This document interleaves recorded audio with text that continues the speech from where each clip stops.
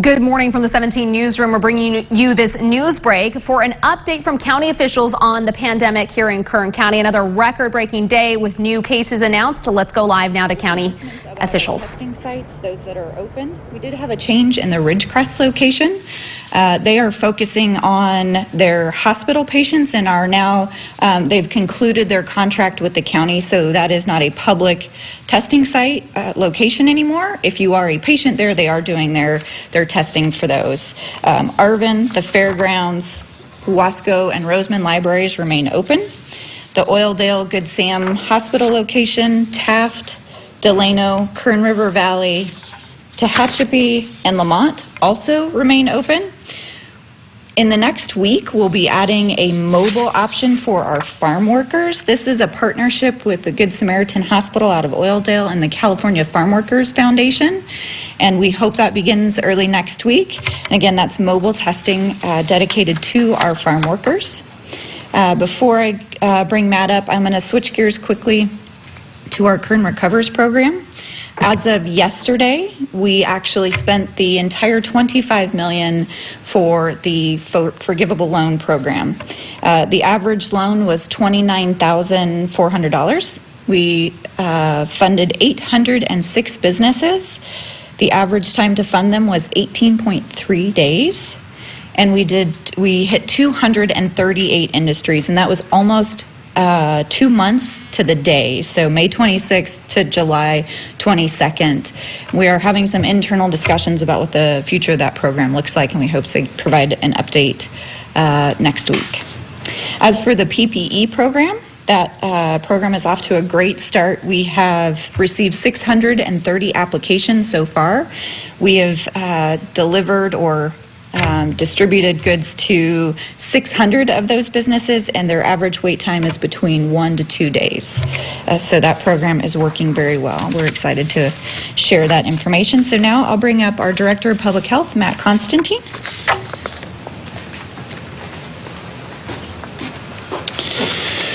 Thank you, Megan. This morning we are announcing that there are 1,135 new cases that we are reporting out today, and no new deaths. I want to speak briefly about the governor's most recent order. On July 13th, the governor announced that there were other businesses that were going to have to modify their operation because of the elevated numbers. That order did not apply to Kern immediately because we were not on the state's monitoring list for 3 consecutive days. Those changes that the governor ordered was to close the indoor operation of the following businesses: fitness centers, places of worship, offices for non-critical infrastructure, personal care services, hair salons and barbershops, and indoor malls.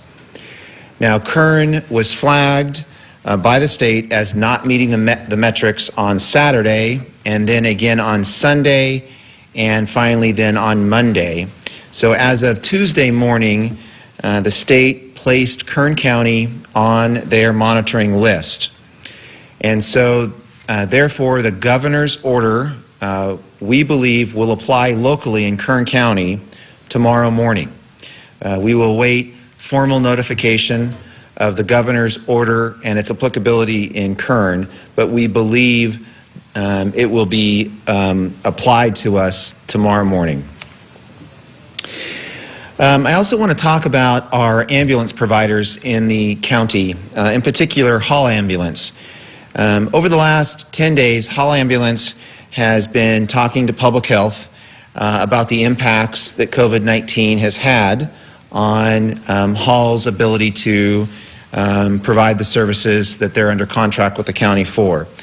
Hall has transported, they tell us, more than 1,000 COVID positive or suspect patients, and every single transport they need to make sure that they clean the ambulances thoroughly.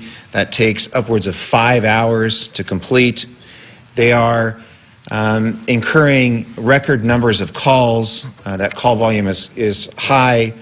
And they're again experiencing some extended offload times. The time in order to offload the patient and entrust that patient to the care of the hospital, that is extended.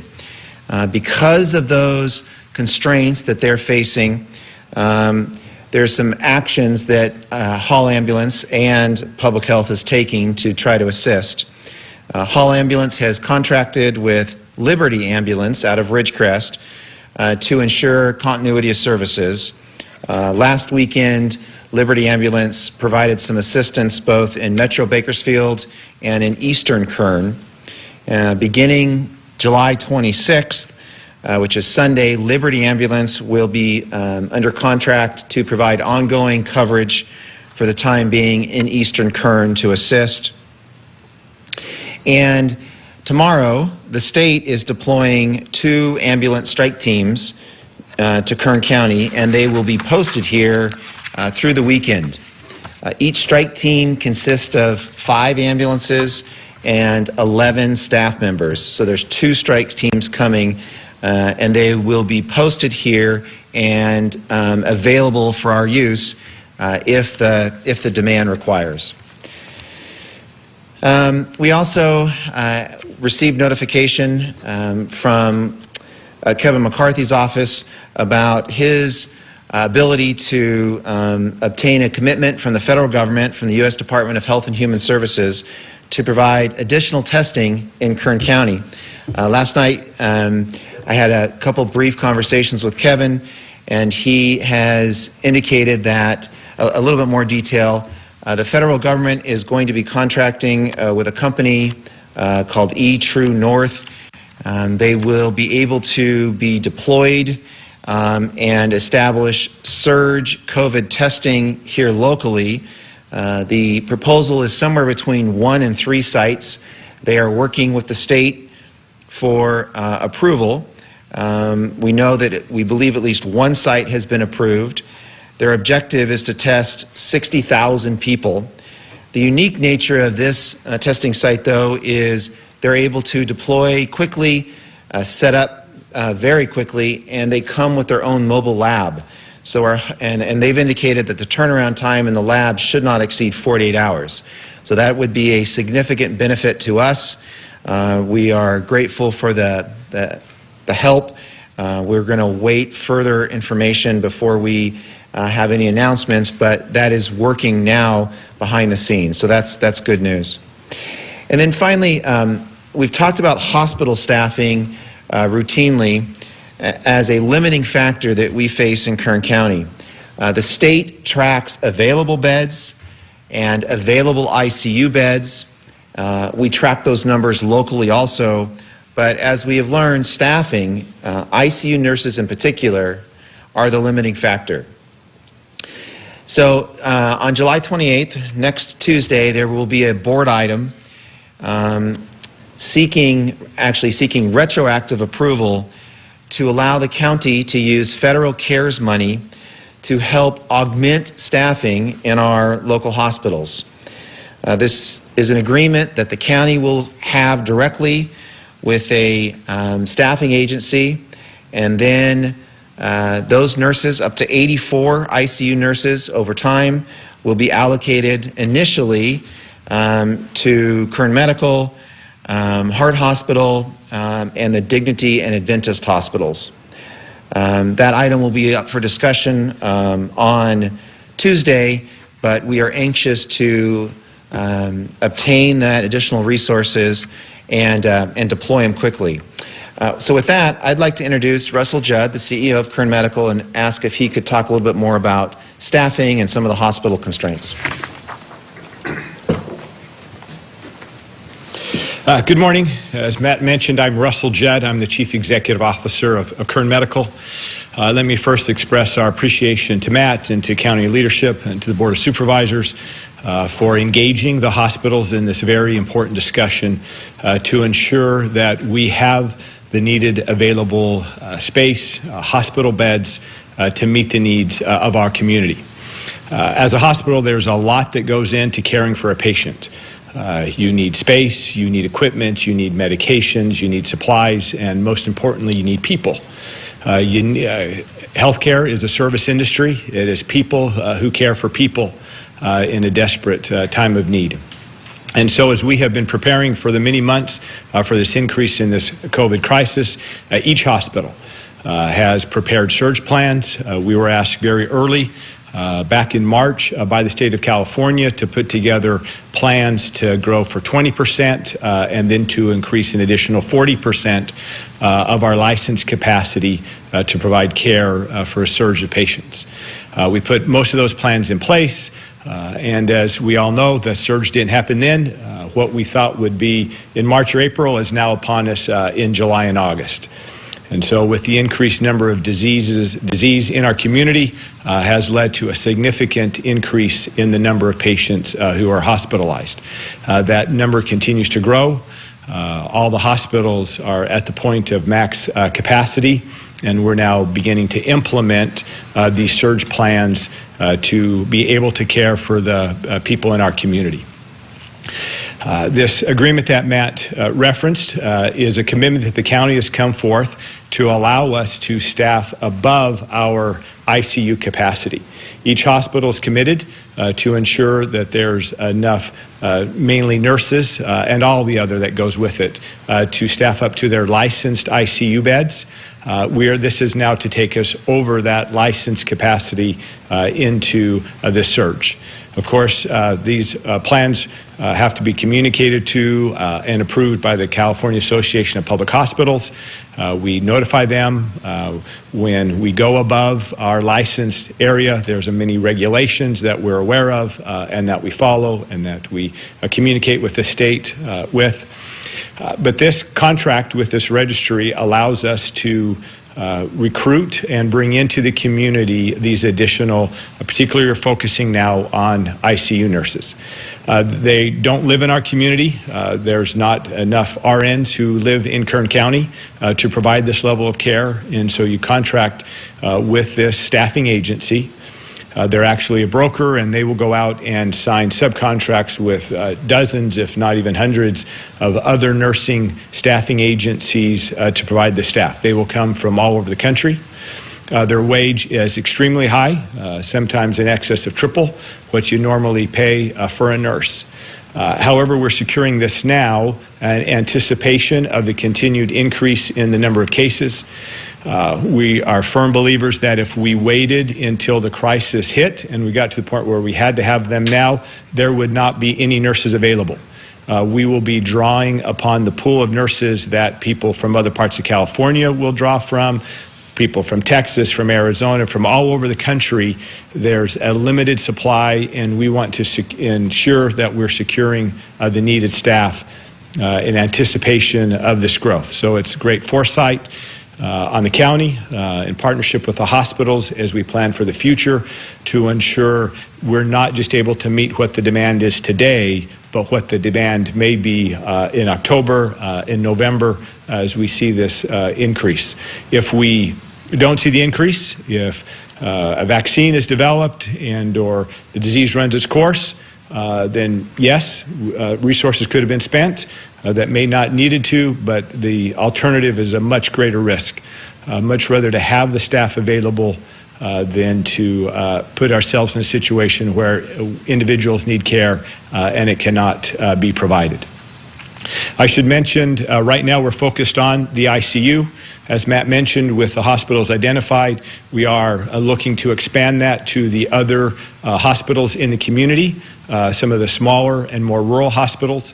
We will be now, next phase is identifying how we provide additional staffing for them so that they're able to also handle the increase of patients that we know will be forthcoming. So again, I want to express my appreciation on behalf of all the hospitals for the county using these funds. It's a great use of these funds. It is very expensive. The hospitals, yes, they receive a reimbursement for caring for the patients, but the cost of these nurses is well beyond what the reimbursement will come from insurance companies and the federal government. These funds that are coming from the county are being used for the public good. They'll be used to treat people who have no insurance or are underinsured and where the costs are not covered by insurance. So we are working to be prepared. We recognize our very important role of ensuring that when people need hospitalized care for this disease, that resources and space is available to meet that need. Thank you. Thank you, Russell. So now we'll switch to taking questions. A couple of reminders. We're going to ask our reporters to keep their questions to the subjects we covered today. We know there are a lot of other questions that you may have, and both myself and Michelle are happy to help you with those offline. We'll call on you in the order that was provided to you earlier today. Remember, it's *6 to unmute. And our first outlet is Valley Public Radio. I believe we have Carrie on the line.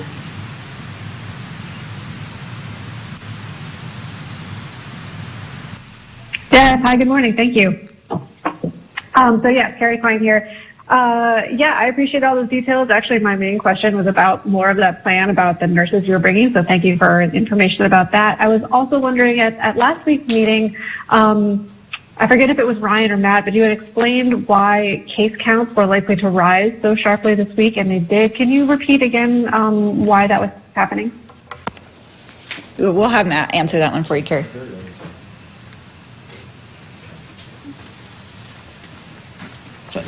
Carrie, good morning. I'll repeat what I had stated. Kim might have some more details for you.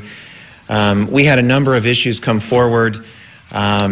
We had observed quite a significant increase in testing beginning in July. In fact, the sites that we monitor very closely showed significant increases. Fourfold increase in many of the locations was observed, if not more. We also were notified of extended turnaround time delays by the two main labs that are used, Quest and Westpac. They both indicated a shortage in supplies. One had a shortage in testing material, another had a shortage in reagent that's used in the lab. They've also both indicated that their turnaround times would be delayed, even up to 2 weeks. And they have also indicated that if needed, non-priority test, meaning asymptomatic individuals, their test results may actually be held until the turnaround times improved. That aligned with the California Department of Public Health. They released a document that prioritized testing so that those that were symptomatic or essential workers or healthcare workers got preferential treatment so that they got the results back quicker, and asymptomatic individuals that are otherwise healthy were to expect longer delays. So both of those issues combined to really create an environment where we recently have realized the labs are sending in batches of results in high numbers, and that quickly overwhelmed our staffing structure that was established to be responsive to the number of lab reports we were getting in.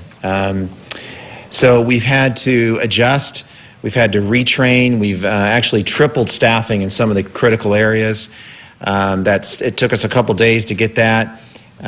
So it was really those two issues that caused some of this concern, both the increased demand in testing and then the extended turnaround times from the lab. Carrie, did that answer your question? I think so, yes. Let me just clarify. So even though disregarding any backlogs on the testing side, they were sending in lots of testing results to the county, and the county wasn't able to process them as quickly as the lab was sending them in. But now you've reorganized your staff so that you can. Correct, Carrie. So as we observed sort of unexpectedly these large numbers of tests coming in, the staffing that we had established previously was inadequate. So we have to not only train individuals, they have to be approved by the state so that they can access the state database. That takes a little bit of time. So it took us a day or two to reconfigure and adjust and get state approval. But those systems are in place today. Okay, got it. Thank you very much. That's it for me. Our next outlet is Channel 29. I believe we have Tim on the line.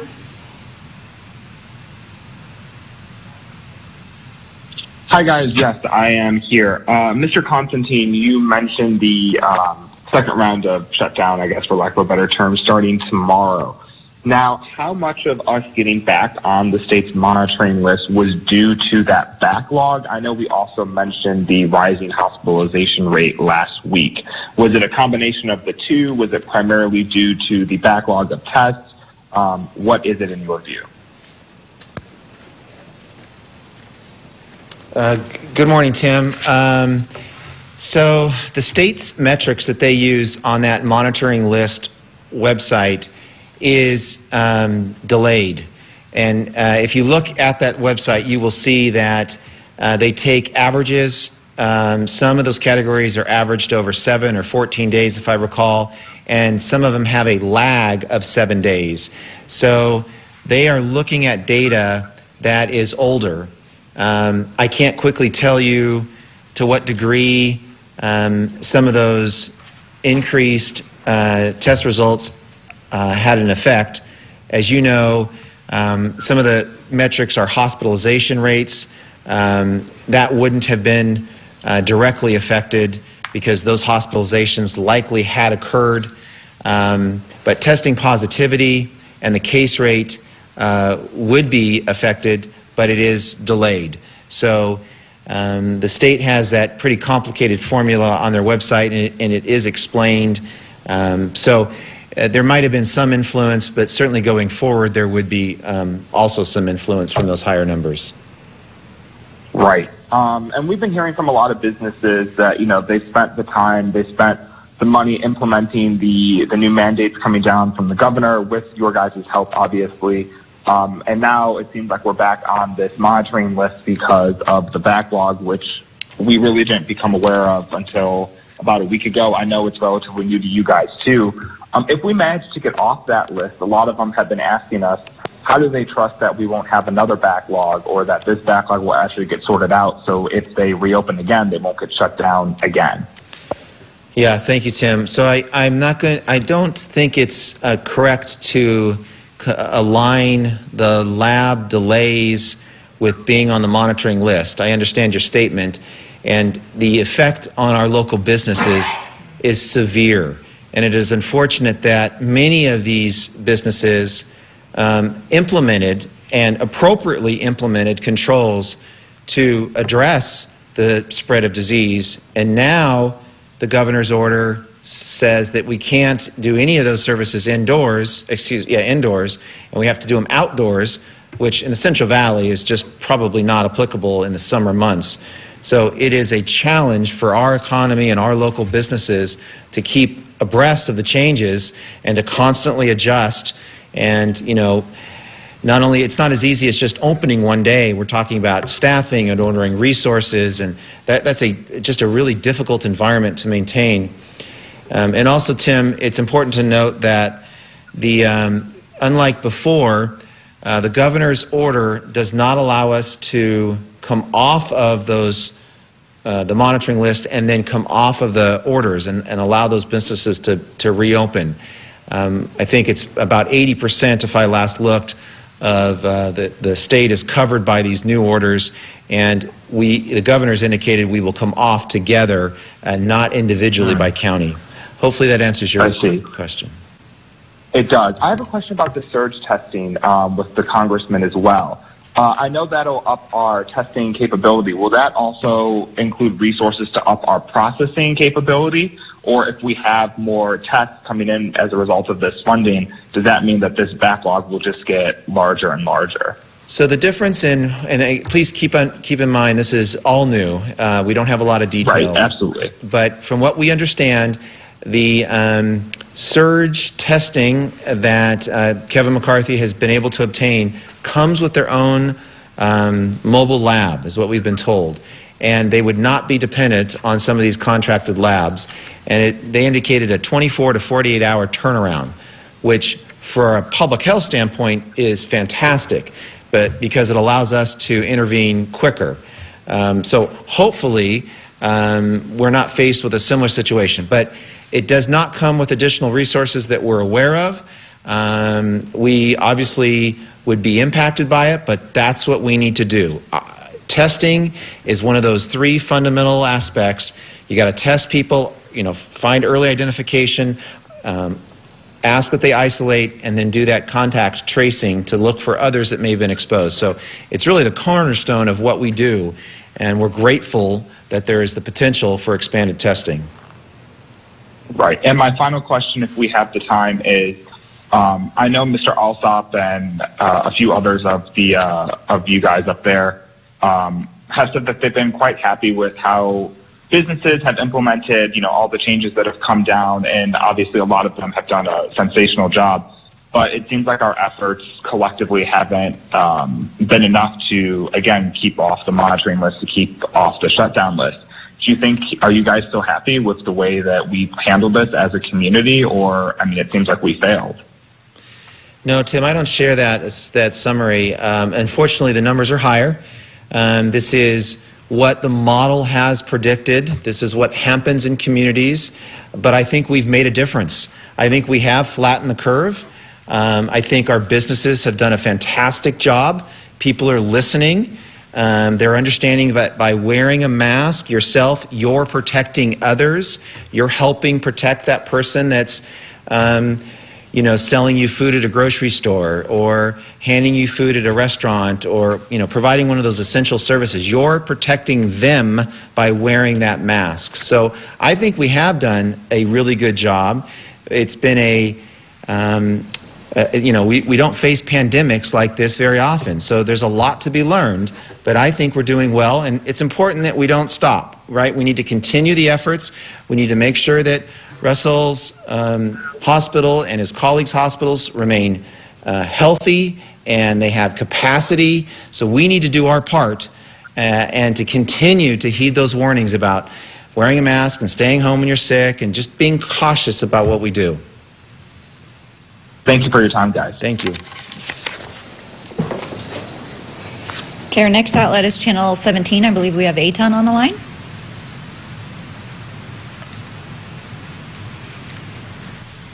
Yes, that is correct. Hey, everybody. Eitan Wallace here. I'm going to go right to the question, and I believe it's for Mr. Constantine. The question is, based on what you said earlier, Mr. Constantine, what can we expect tomorrow? So what will be closed, and is there any way you could be specific in the sense of, for instance, Valley Plaza Mall or hair salons, et cetera? Do you have... I do have a list, yeah. Eitan, good morning. We are still awaiting the governor's order, so we need to preface our comments based on awaiting their formal notification, the order on Kern County. So just again to go through the list, fitness centers were identified by the governor. No indoor fitness centers should be open. Places of worship, churches in particular, not allowing indoor services. As Ryan has mentioned before, indoor protests are on the list. Offices for non-critical infrastructure. So this is the list that the governor put out months ago that we used to reference. So those sectors are identified on the governor's website as critical and non-critical. So those offices related to non-critical for indoor could not be open. Personal care services that goes into detail about massage, nails, and hair salons and barbershops are also listed, not allowing indoor services. And then, as you mentioned, Eitan, indoor malls are listed. So I think we will go through that and try to apply it locally because there is confusion. But that's what we do. We have a call center ready to take questions. We have a group of people that are accessible that help to interpret this, and so that we can help our businesses make these important decisions. Is that responsive to your question, Eitan? Indeed, Matt. Thank you very much. And just a follow-up there. I mean, as far as you know, anything about like retail stores, like in outdoor areas, like the park at Riverwalk, or or yes, the Park at River Rock? So we'd have to go through the list, but without a specific business name, I can't answer the question. But if it didn't fall into one of those categories, then the governor's order wouldn't apply. I see. And the governor's office, as far as you know, in terms of a timetable, is it impossible to make but here, I guess, if it is impossible to make a prediction as to when the governor's office will get back to you, at least is it that once they let you know, will you then make a public announcement? Yes, sir. So what has happened previously is the state has issued media advisories. We then take that order and whatever the state puts on their website, we will put on our website, and we will certainly make that publicly available. Thank you. And just following up again, in terms of preparing, if a business is, let's say, on the unsure about whether they are in fact on this list or not, how do you recommend they best prepare? If there's any confusion about any of those categories, we're here to help. So if they want to call public health, and we can happily try to interpret. The California Department of Public Health and the governor's office is also a resource, but I think we can provide you a quicker response. And if you just call public health, 661-321-3000, we will do our best to interpret it and get you some guidance. Much appreciated. And my last question, I believe, is from Mr. Judd. I just want to quote him, if it's okay, very quickly. He said, quote, "All the hospitals are at the point of max capacity." Mr. Judd, are you saying that right now that's exactly what's happened? All of the hospitals at the point of max capacity, or are you saying you're preparing for that point? Thank you for the question. Hospital staffing is a very difficult element because there are significant ebbs and flows by time of day, by day of the week, and what happens in healthcare. So my statement about max capacity is we hit that off and on over the last couple of weeks. What is happening in a hospital right now is not what's going to be happening 12 hours from now, and not what happened 12 hours prior to that. So it's very hard to say when a hospital hits max capacity. We deal with this on a regular basis. At Kern Medical, being the trauma center in the community, we could have a significant motor vehicle accident. So where 10 patients are brought in, for that little bit to figure that out, yes, we're at max capacity. So this is a very general statement. It's an overall trend. What is an accurate statement is the number of COVID positive patients in hospitals continues to increase. And the larger number of patients that we have with COVID means it taxes our resources. And so it is hard to say at any given time when we on or off, but we do know that there's more patients, there's sicker patients, and so we need to prepare to be able to care for that increased number. Does that answer your question? Yes, indeed. Thank you, Mr. Judd. Thank you, Matt. Appreciate that. Our next outlet is Telemundo. I believe we have Norma on the line.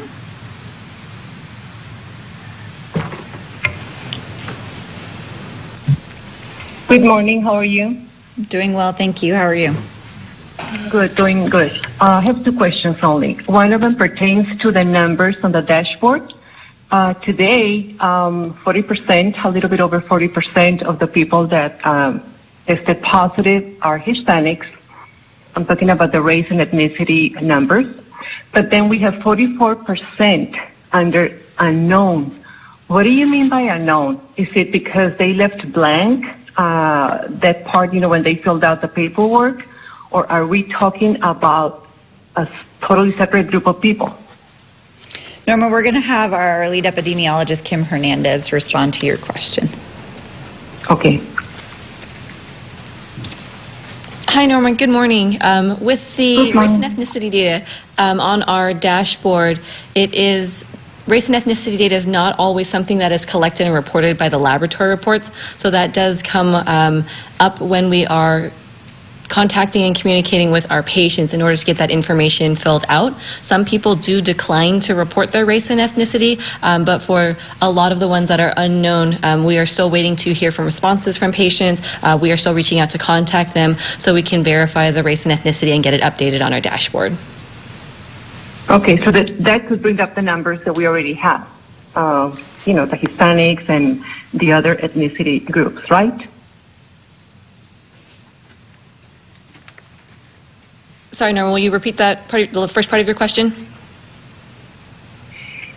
So this percentage of unknown ethnicity groups that could bring that, once you get the information, that could bring up the numbers on the Hispanics and the other groups that are identified in the dashboard, right? Yes, absolutely. As people respond and let us know how they identify, that race and ethnicity will plug into the dashboard, and those unknowns will move into their respective categories. Okay, thank you so much. I have another question, and this pertains to the services that hair salons would be able to provide outside. So I don't know who could answer that. I just want to know, once they are permitted to operate outside, are they still going to be able to do shampooing, permanent waving, bleaching, tinting, coloring, and dyeing outside? So, sorry, we're trying to figure out the answer. Hang on one second. Norma, good morning. That's a great question, because we had the same questions for us from an environmental health standpoint about how you can provide some of those services outdoors. We don't have clarification yet from the state beyond the fact that you can't do those services indoor, but you can do them outdoor. Our concern is that provides a little bit of a challenge for both the people that are coloring hair, and how do you do that outdoors? That presents some challenges. So the California Department of Public Health has said that it's allowed.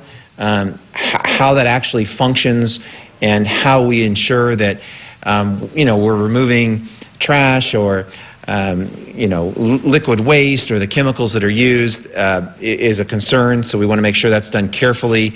And that presents a little bit of a challenge outdoors. So we've asked for clarification, but we don't have it yet beyond the fact that they say, yes, it's allowed outdoors. Okay, and the last question is this.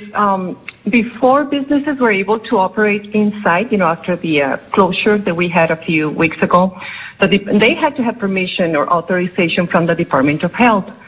Is that going to be the same case for those businesses that are now going to be able to operate outside? Are you guys going to have to give them a new authorization, or is there going to be any type of monitoring to make sure that they're complying with all of the rules? So Norma, I got this. Once they are outside. I'm sorry, go ahead.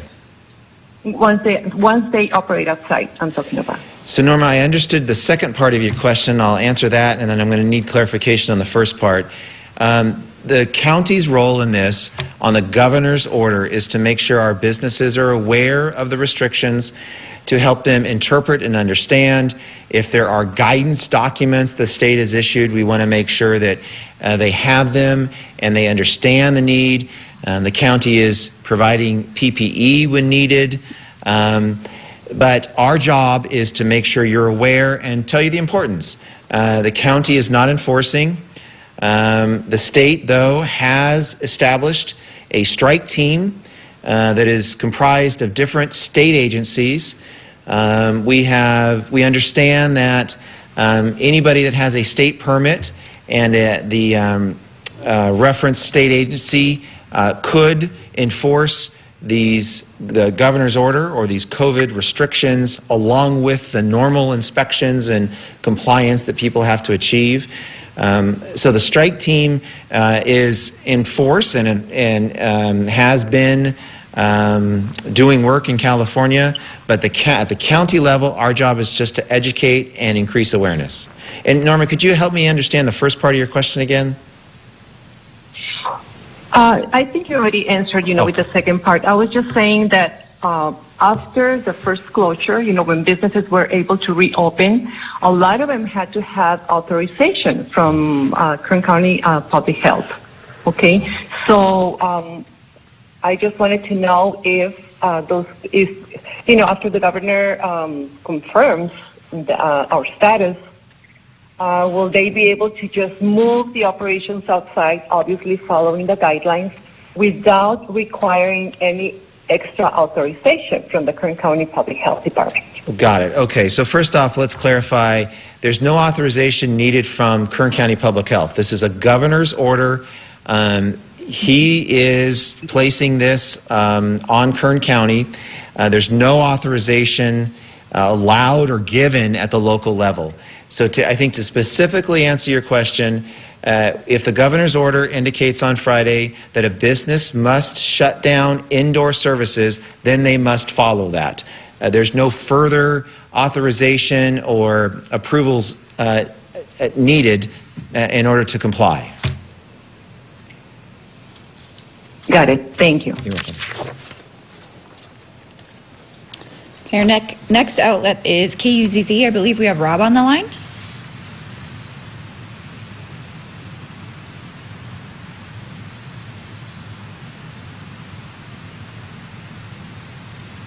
One more time, KUZZ, I think we have Rob on the line. It's *6 to unmute. Okay, we'll keep going. If you're there, you can come back later. Bakersfield, California, and I think we have Sam on the line. Yes, Megan, thank you. How are you doing today? Doing well, thank you. So my question is, does anybody have a sense of how Kern County compares to the rest of the state, especially in terms of the ratio of people infected compared to the population? I'm wondering, is this county now, among the highest in the state? Are we a hot spot? I think we're going to have Kim respond to that. Eitan, just give us a second. Sam. Sorry. Hi, Sam. We are seeing increasing, rates locally as well as throughout the state of California. You can follow the numbers throughout the state. And so this is something all of our communities are grappling with, particularly in some of the smaller counties where people live in one county, work in another, and may, recreate where they can in a whole different county. So as a state, we're all going through this. That's partly, our understanding of why the governor is directing a lot of what's going on so that we can continue to move as a state. So we aren't seeing while we're seeing increasing cases in Kern County, our neighboring counties are also facing increasing casing. So we're all working through this together, and we continue to encourage all of the people in our community to follow the recommendations, to do whatever they can to help prevent transmission of COVID-19 so we can continue to protect the most vulnerable in our community. Okay, thank you. And my follow-up question is just, I'm wondering how accurate it is to attribute the rise in cases to a backlog.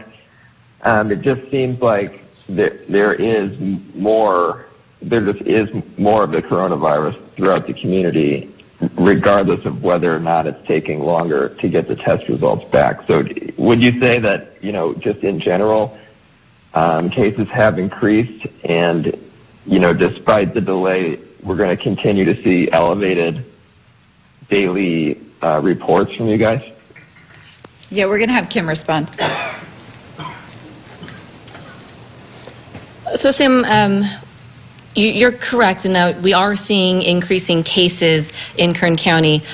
With slower turnaround times with the labs, it makes it a little bit more difficult to do the interventions we would hope to do. For example, if we could tell immediately on every person that they had COVID-19, we could tell them immediately to stay home. They could immediately notify the people in their lives who were close contacts.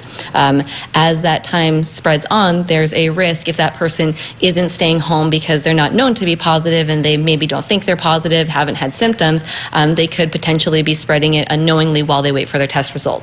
So we do encourage people who are being tested for COVID-19 to isolate and stay home and to reduce their contacts with others in case that result comes out positive. We do know that we are seeing more and more people who are being tested, and we are finding more and more positive results. Those are, while we don't wish for increased transmission in our community, we know that finding the people who are positive so they can isolate, so we can contact make contact with their close contacts, to have those people quarantine at home and watch for symptoms so that if they become sick, they don't spread it to others, that is an important part of reducing transmission in our community. So while we do expect to continue to see more cases, we continue to encourage people to take every effort to reduce the risk of transmission, to stay home unless you absolutely need to be out. When you're out and about, to stay 6 feet away from people, to limit your time and your contact with others, and so that you don't inadvertently pass it to someone, or that you don't inadvertently pick it up from someone. And so we continue to encourage our community to do all of the things that they've been doing, and we are grateful for all the steps that have been taken by our community members, by our businesses and our industries in order to continue to protect everyone in our community. Okay, thank you very much. Thanks. Our next outlet is Kern Radio. I believe we have JR on the line. Yes, Megan. Good morning. Thank you. Good morning. My question is about staffing. 2 weeks ago, I asked about staffing for contact tracers and the incoming caseload, and was told we were in a good position. Kind of turns out we weren't, but where are we in regards to staffing now with contact tracers? But more importantly, how far are we behind? What's the backlog in contact tracing? My sources tell me we're about 3 weeks behind. We're going to have Kim respond to your question, JR.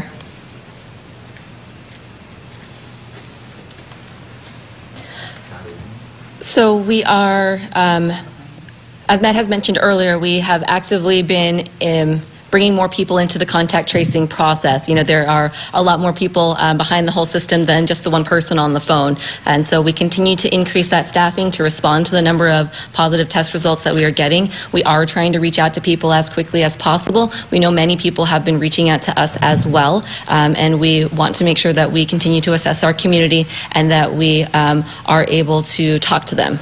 We know that in addition to the laboratory reports we're getting and the healthcare priority reports we're getting, some patients are tested out of county. Some patients are being tested at labs that are out of county that take some time to get results to us. So we do reach out as quickly as we can. One of the things is sometimes the missing information. We're looking to get that information so we can reach out. We appreciate all the people who have been reaching out to us at Public Health so we can respond to them quickly. So that's what we would encourage people to do if they have concerns. We know that in most cases, you know, in all cases, the patients are going to hear that they are positive from the person who tested them before we hear about it at Public Health. And so as we get them, we are sending them immediately out to staff who work 7 days a week in order to make contact with all of the patients we can in our community.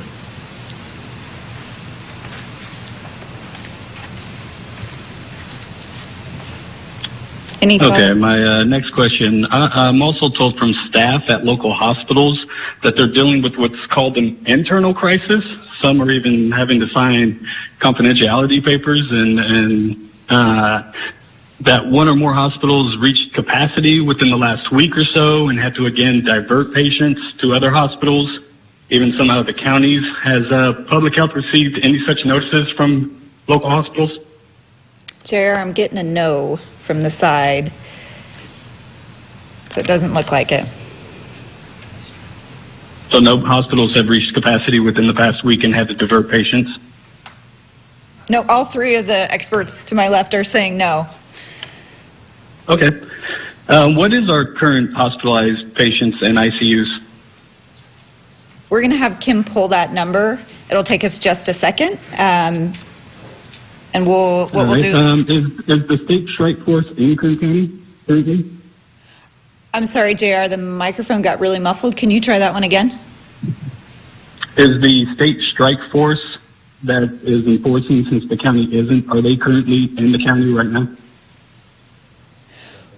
We don't know if they are, but we don't believe so. And it looks like Kim will be here in just a second with the data. She's coming up. Give her just a second. Thank you.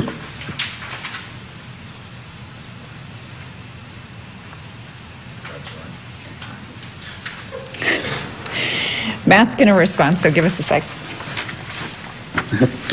JR, good morning. I think you asked about the number that were hospitalized.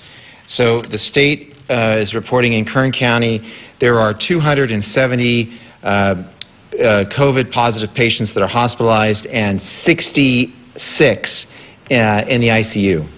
Does that answer your question? It does. Thank you. And then, Matt, you could probably stay up. I think Norma was trying to ask, is maybe the county, I know the city was requiring permits for restaurants to move outdoors. I believe she was trying to ask, are you guys going to have permits to move outdoor salons? So, JR, no. To my knowledge, we would not. We would want to think that through with our local planning and building departments.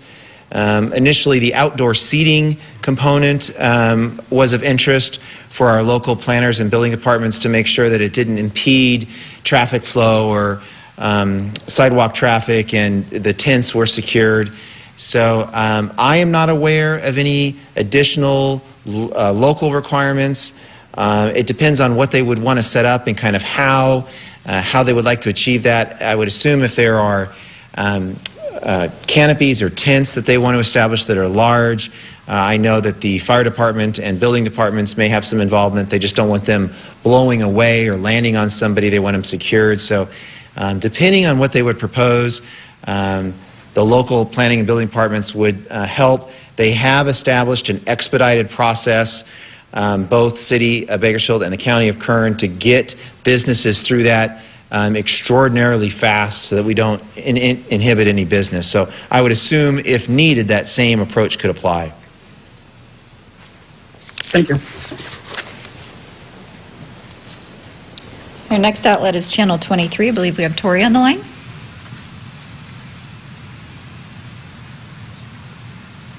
Yes, good morning.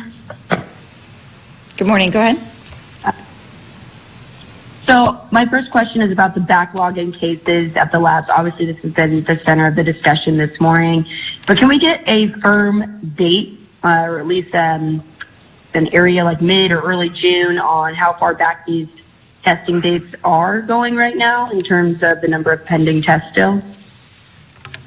Like, is it as far back as mid-June or early June? Tori, we're going to have Kim respond. At this point in time, Tori, we're into July, so we do still have some that are coming through that have specimen collection dates from early July, but they aren't back to May. It was in the beginning of July when the labs were receiving an overwhelming number of tests. They had to bring on more lab capacity in order to process them, and so as they were able to do that, then all of these test results were dumping back out to us. And so the logs are, we do still see a few come through that are from the beginning of July, but we're not back in May or June anymore. Okay, is the number on the dashboard right now in terms of the number of pending tests being at a little bit more than 2,700? Is that accurate? We'll have Kim explain that. So the pending tests on our dashboard is the tests that have been received into Kern County that need to finish being processed through to determine, to ensure that they are indeed Kern County residents, that they have been, that they are positive and negative and they are the correct test results. And so the pending test category on our dashboard doesn't reflect all of the specimens that are at the laboratories waiting for test results. And that has sort of evolved over time. The pending tests that you're seeing on our dashboards are the ones where we have test results, but it's missing patient information, and we have to confirm that it is indeed a Kern County case, or that is, there are also negative results in that pending test to make sure that those are indeed negative results or positive results before they move into the negative or positive category that's on that place in the dashboard. Okay, thank you for answering that. So you guys mentioned, obviously, thank you for the update on the mobile testing site for our farm workers. I know that that's obviously been an area in our community that's been very concerned. The Central California Farm Workers Foundation said that they were under the impression that the mobile testing site was actually going to be rolled out tomorrow. You guys obviously just mentioned that next week is when we're going to see this mobile testing site land in the farm workers' hands, but do you guys have an accurate day, just because they were really anticipating Friday, which is tomorrow? Do you guys have a day of next week that we can pass along to them? We don't have a specific day. We're hoping early next week. We're in the process of finalizing contracts, so as soon as those are done, we'll be able to get started. And I'll make sure, Matt, no, okay, we're good. Yeah, so hopefully very early next week. Right, and I'm not sure if the other reporter got their question answered about the strike team. I heard him say, is the strike team here? And if they're not here, when can we expect them to get here? So they are not currently here. I don't believe they communicate with us before they show up. So we wouldn't know when they were going to be here. All right, and I only have 2 more questions. Is there a possibility that we won't feel the state's metrics? I know that you guys were saying, we really anticipate that tomorrow we're going to have to close down. But is there a possibility that we could have just a slip up and have a good luck moment happen? Or are you guys pretty sure, based off the data that you guys have right now, that that's not a possibility that we would fail the state metrics? Thanks for the question, Tori. We actually had somebody else ask that question as well offline, so we'll have Matt respond to that one.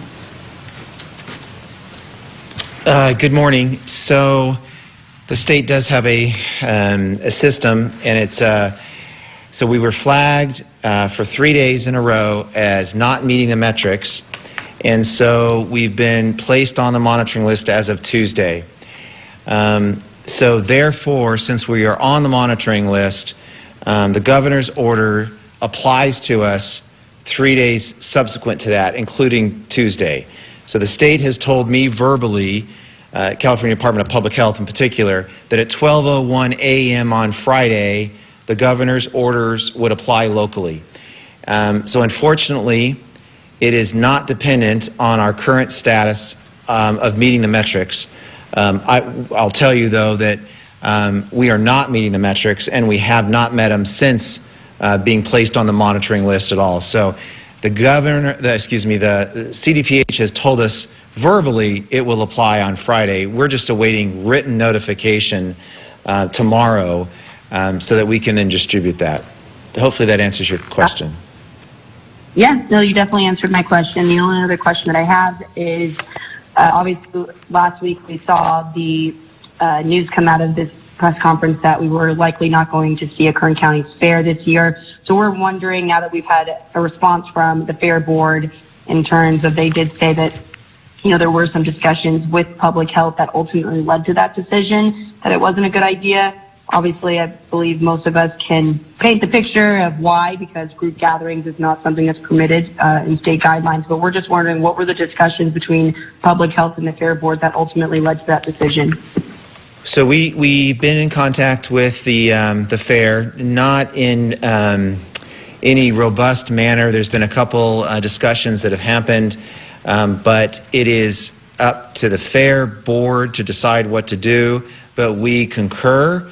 This would be a gathering, would go against the foundation of what the governor's stay-at-home order says, and I think would present a risk. So I admire that they took that decision carefully and decided to not, unfortunately, hold the fair because of the risks. All right. Yeah, those are all my questions. Thank you so much. Thank you. That was our last outlet, so I'm going to pause and see if there are any follow-ups or any outlets that came in late or didn't come off mute. I have one more quick question. I believe Mr. Judd was talking about the hospital capacity. Was that just in reference to Kern Medical, or was that all our hospitals here in Kern County or in Bakersfield? We'll have Russell respond. Thank you. So clearly I can speak very specifically. I know what's happening at Kern Medical. In reference to other hospitals, we are in frequent contact. We text and communicate on a regular basis so that we share resources and are united in this. So generally it applies to the other hospitals. I, of course, cannot speak for them, but it is the flavor and the tenor that we're seeing in our community. Thank you.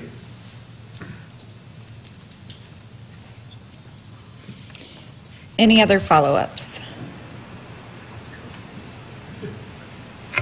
Okay, so really quickly, I want to thank our ASL interpreters. We threw a lot of information out there today, and they've kept up with us very quickly. I also want to thank our partners in the media. I know this week has been a lot of information coming out at you, and we've tried to respond to all of your questions as quickly as possible. So thank you for hanging in there with us while we understand what's coming down ourselves. And with that, we will see you next Thursday. Thank you. And you've been listening to the latest briefing from county officials here in Kern about the COVID-19 outbreak. Just want to recap the latest numbers for you. Here is a look at the cases that were announced today. 1,135 new cases of coronavirus in Kern announced. So again, this is the 5th day in a row that Kern County has set a record for the number of new cases announced. Yesterday it was just over 1,100. That number grew by a few today. No new deaths were announced, however, today. The total number of people who've died from the virus in Kern since the pandemic began stands at 115, and 25 of those deaths happened just this month. 158 people are currently in the hospital, 66 of those in the ICU. Kern Medical CEO Russell Judd spoke about hospital capacity today and about hospitals rising to meet that challenge when it comes to treating COVID patients, and how they are working to make sure that they can expand capacity if they do hit it. He said on and off over the past several weeks, some hospitals have hit capacity and then gone back under capacity. It really just depends on what is happening that day. But again, 158 people with the virus are currently being treated here in Kern County hospitals. 5,084 people have recovered so far from the virus. Tomorrow is the day that those restrictions will kick back in here in Kern County, forcing many local businesses across several industries to close their doors or move operations outside. That applies to businesses from gyms to worship centers to salons, barbershops, and many others. County officials reiterated this morning they're not enforcing those restrictions. The state is, but they're going to try and help local businesses understand all of the guidance that has come out from the state, because there is a lot to understand on what can and cannot be done and how it can move outside safely and in accordance with state guidelines. And again, those restrictions kick in again tomorrow. And the county says County Public Health says they're there to answer any questions from local business owners who are trying to figure out how to move forward with that. We will have a full recap coming up of the briefing on Today on 17 News at noon, as well as 5 and 6. For now, from the 17 Newsroom, I'm Maddie Jansen.